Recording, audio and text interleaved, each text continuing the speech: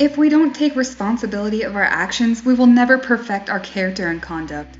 Most of us are all in denial over something, and this attributes to suppressing the goodness inside us.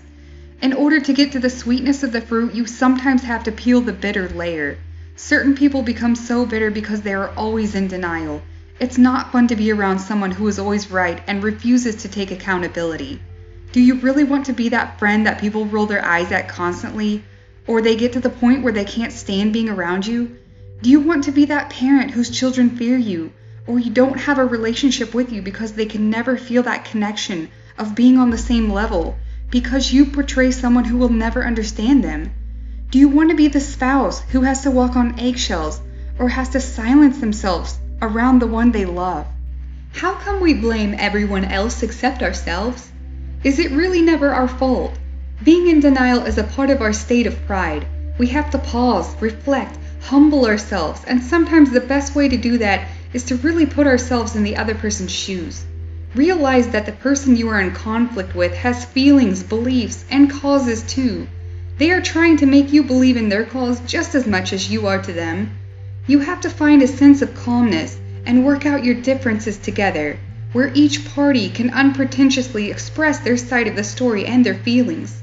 The Prophet ﷺ said, "I guarantee a house in the outskirts of paradise to the one who gives up arguing, even if he were on the right side." Wow, amazing!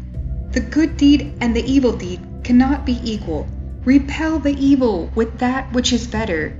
Then verily he between whom and you there was enmity will become as though he was a very close friend. From the Quran.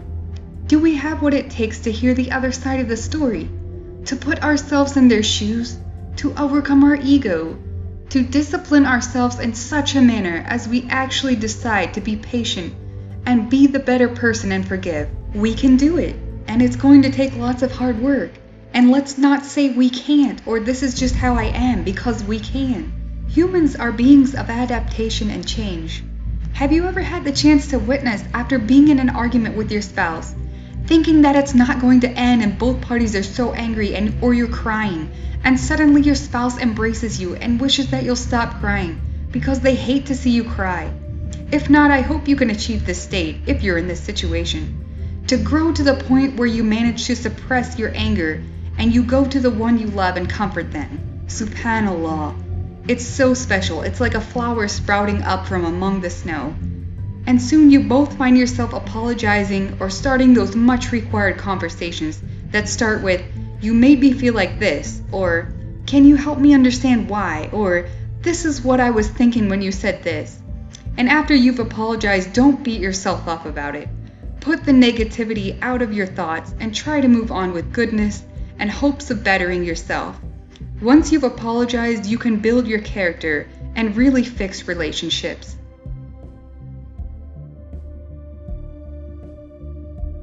It takes lots of patience, and that's another thing you have to build. To all those who have spouses and family members who are patient, you are very blessed. We have to apologize and practice patience to get to the next step of improvement. And for those who are being tested by their children, bear patience. Do not lose your cool and commit to doing something that you'll never forgive yourself for. If you need to, find some space, find somewhere to take a break, find something to make you happy so that you can calm yourself. Remember that when the intellect is missing, the responsibility is also not there. Little children are not held responsible because their intellect has not yet developed. Children are going through stages of development. Their brains are still developing, and especially in their teenage years, hormones are developing. You have to talk to them in a way they are fully understanding you, and you must correct them in a way that works best for the child's improvement. Once you have mastered the art of mindfulness and being conscious of yourself and God subhanahu wa ta'ala, then you can open your heart to forgive. Forgiving is extremely hard to do when you are angry, so you have to work on building and getting to that point of coolness within yourself. You have to collect yourself in a way and reclaim your thoughts and your mind from shaitan. Apology is the step to forgiveness. They are different, but both are needed to restore the sense of peace in your soul. People may apologize but not truly mean it, and others apologize hoping they can quickly erase the incident and move on. To really wipe yourself clean of the wrongdoing, seek forgiveness. When you forgive, you are apologizing internally and externally to the upset being. You have to make a conscious pledge that you only want peace for that being, and that you don't want to ever harm them again. Forgiveness is the favored, precious, and well-rewarded act to God subhanahu wa ta'ala. Once we believers do a sin, we have to go to God subhanahu wa ta'ala and ask forgiveness and mean it. And if you don't believe in God subhanahu wa ta'ala, you need to consciously forgive in your heart and your mind to try and create some sense of peace. As believers, if you've wronged someone, you should automatically feel a sense of guilt. You should try to restore yourself so you can eradicate the disturbances within yourself, and in turn it will strengthen your character and conduct. Allah help us to achieve this state of being.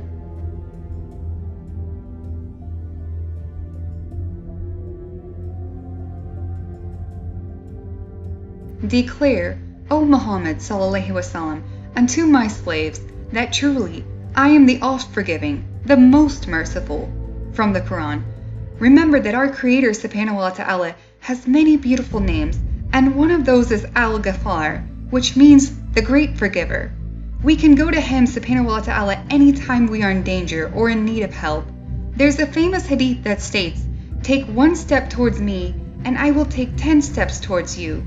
Whoever comes to me walking, I will come to him running." When you feel you start losing yourself in anger or negativity, there is a great saying you can call out in times of help. In English, it translates to, "I seek refuge from Allah from the accursed shaitan." It is said that these words or dua will help diminish anger and create inner peace. Oftentimes a phrase or words can be recited to help bring you back to your consciousness. It helps to have something to bring us back to mindfulness and the consciousness of Allah subhanahu wa ta'ala. Just like when you were little and you felt your grandparents or your parents' watchful eyes on you, this is the feeling of the presence of Allah subhanahu wa ta'ala that all Muslims seek to feel to better themselves. Yet it takes time to get to that point, so in order for us to start bettering ourselves, we can just start with these small sayings. I want us to try these techniques next time we are in an argument or in a heated moment. If you truly seek protection from God subhanahu wa ta'ala and regain your mindfulness, you can win the battles of shaitan and evil in your own self. Another short phrase or dua you can say in times of trouble translates in English as, "I seek forgiveness in Allah," or the simple Astaghfirullah. These short phrases can be powerful tools to keep us from doing more harm. It is said that the Prophet ﷺ would regularly say it 100 times a day. If you've been around people who speak Arabic, you've probably heard it many times. When you feel angry, like you're about to lose control and say something mean, you should always say this phrase instead. Instead of shouting something nasty or cursing, just try saying to yourself calmly, "I seek refuge in God." I've even heard people just say, "God help me." And no, it's not meant to make the one you are in conflict with mad or upset, but quite the opposite. You might have to explain it to them. This is telling them that you are trying to seek protection and consciousness, since you do love them and you do not want to hurt them, either physically or verbally, because we all know we have our moments where we have a hard time trying to control ourselves. Allah prevent our tongues or bodies from producing harm. It might seem like a bizarre act to some, but washing or cleaning yourself is what Muslims do each time before they pray. Not only does it cleanse your face and body parts for beneficial health reasons, but it also makes you feel better and refreshed. And it's also a respectable notion before you talk to God subhanahu wa ta'ala.